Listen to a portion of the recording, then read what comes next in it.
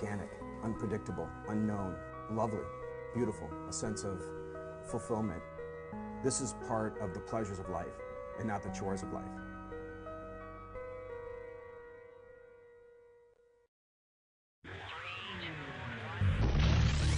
In this edition of Daily Iowan TV, we'll tell you about a man who told on himself to the police. And find out about another flood project taking place in Iowa City.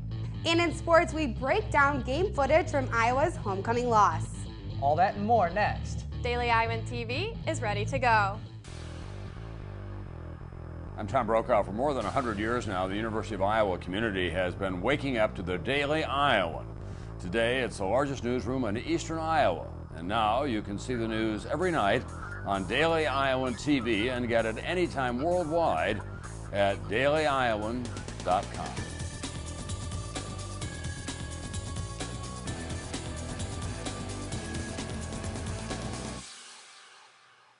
Thanks for being with us this Monday evening for Daily Iowan TV. I'm Christina Targos. And I'm Brad Maxwell.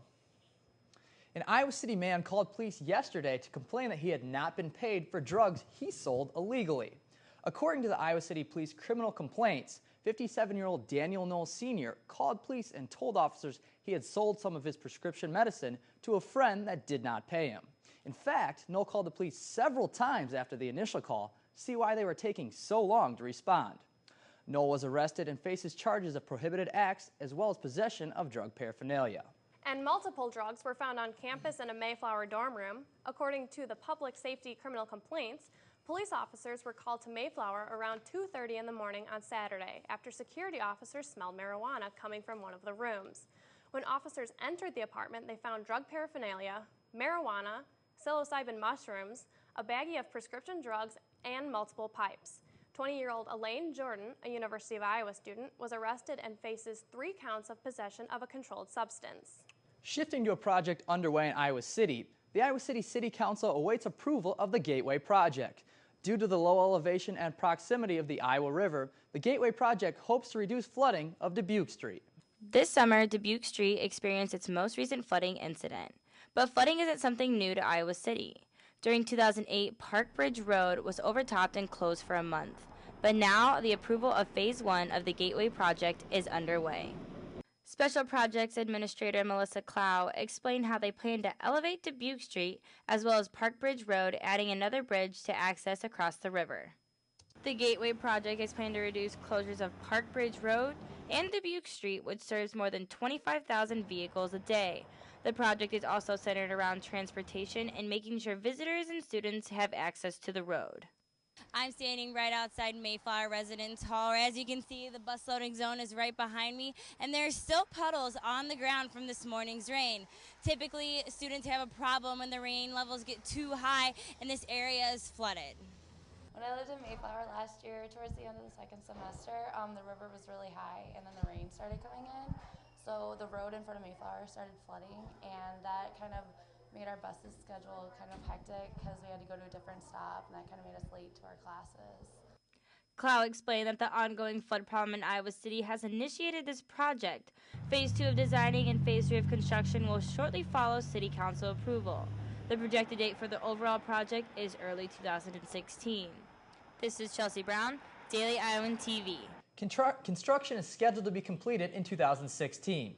The project plans to accommodate both students and visitors using this street as a main source for traveling. Yesterday, the 1105 project held their first open house at 1105 South Gilbert Court. The collaboration project will centralize 4 local agencies under one roof. The project is a collaboration of the Crisis Center of Johnson County, the Domestic Violence Intervention Program, the Free Lunch Program, and the Johnson County chapter of the National Alliance on Mental Illness. The project's goal is to better serve and reach more of Johnson County's most vulnerable populations, such as people struggling with food insecurity, domestic violence, and mental illness. The 1105 project Capital Campaign Chair Sarah Langenberg said this collaboration would set up a blueprint for other agencies to follow. This kind of collaboration where agencies are able to share resources and reach more clients by their proximity and interrelated programming will set a blueprint for other human service agencies to follow in the future. Officials expect the building to be open in January 2014. Much more is still coming your way on Daily Iowan TV. It is officially fall, and that means it's the perfect time for pumpkin season. Find out what fun projects you can create with different varieties of pumpkins this season. Shutdown Day 7, 5 things you need to know coming up in Political Alert. And in sports, your latest edition of the Whip Around. But first, let's hand it off to Daily Iowan TV's Marissa Mahalik for your weather forecast. And Marissa, do we need to prepare for any more severe storms this week, or are we okay? Thanks, Brad. It looks like we will not be seeing any more severe storms in our near future. This week, we can look forward to nice fall weather. Tomorrow, we will start off the morning at 50 degrees with sun in the sky. By the time afternoon rolls around, it will be 73 degrees. And tomorrow night will be 66 degrees. Looking ahead to the rest of the week, Wednesday will be 75 degrees and mostly sunny. Thursday will be 76 degrees and sunny. Friday will be 79 degrees and mostly sunny again. This weekend, we may see a chance of rain. Saturday will be 70 degrees with a 40% chance of thunderstorms. And Sunday, we will wrap up the weekend at 69 degrees with a 30% chance of showers. So Brad and Christina, it looks like we will be having some beautiful autumn weather this week.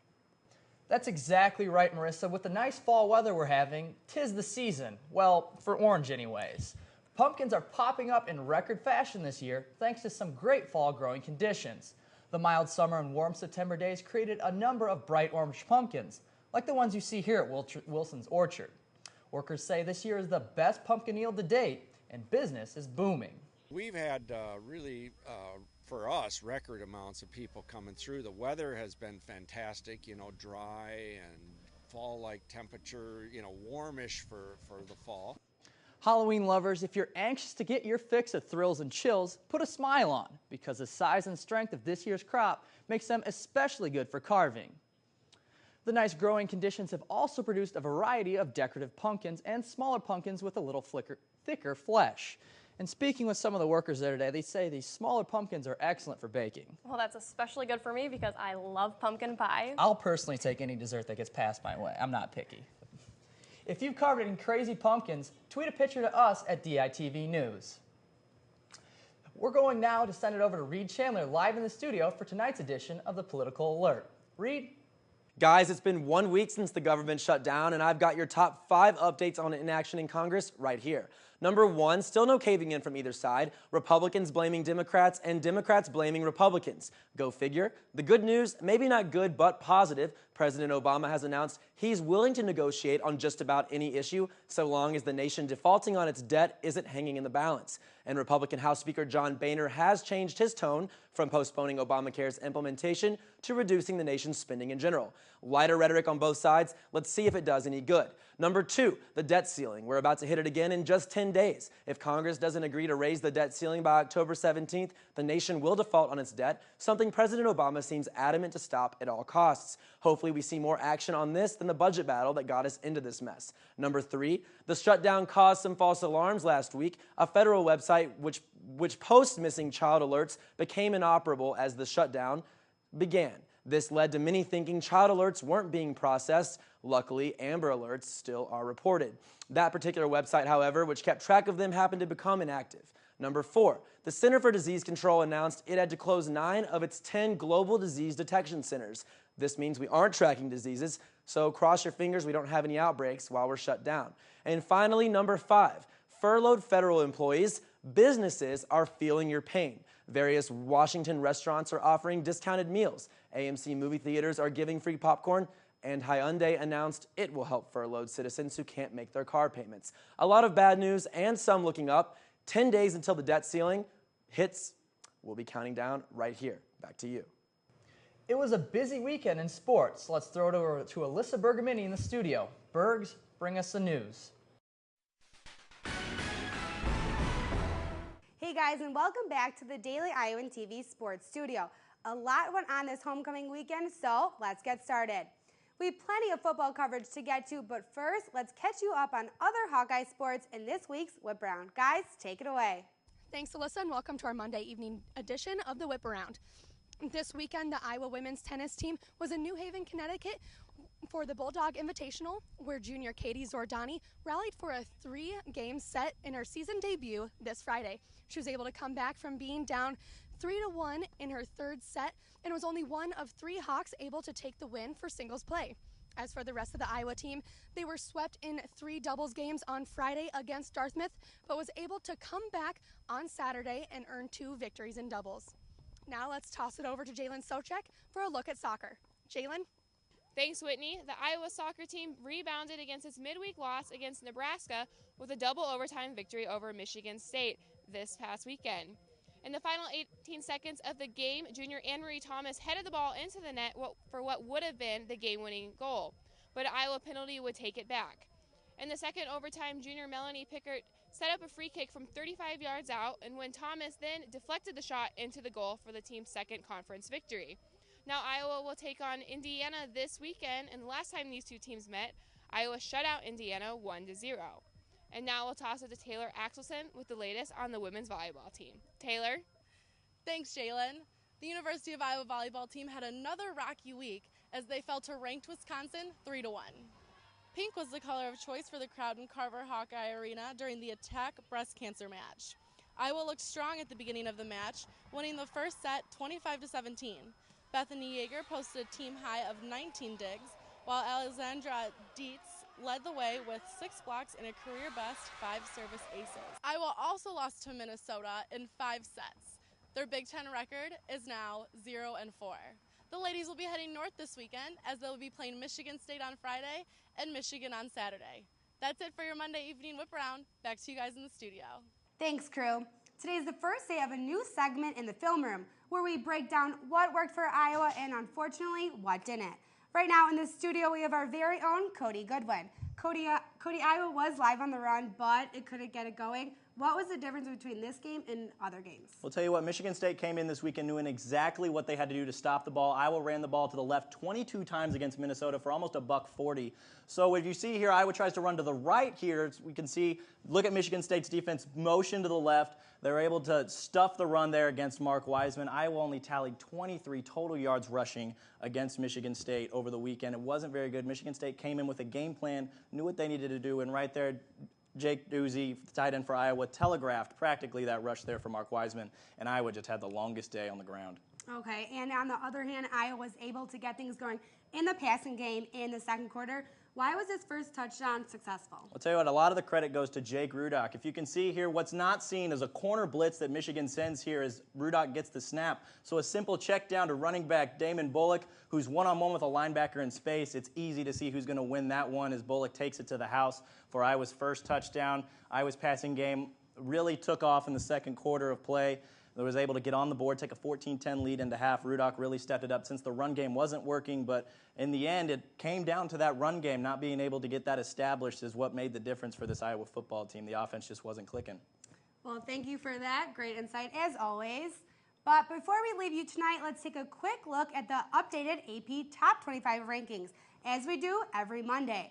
For the 5th straight week, the top 5 remains exactly the same, with Alabama, Oregon, Clemson, Ohio State, and Stanford staying put. Florida State and Georgia switch places with FSU moving up to number 6. Louisville, Texas A&M, and LSU round out the top 10. As we look at the rest of the top 25, Northwestern drops to number 19 with their tough loss to Ohio State Saturday night. Michigan, on the other hand, rises to number 18 with their win over Minnesota. Northern Illinois, who reached their first BCS Bowl last season, finds themselves back in the top 25, entering at 23 this week.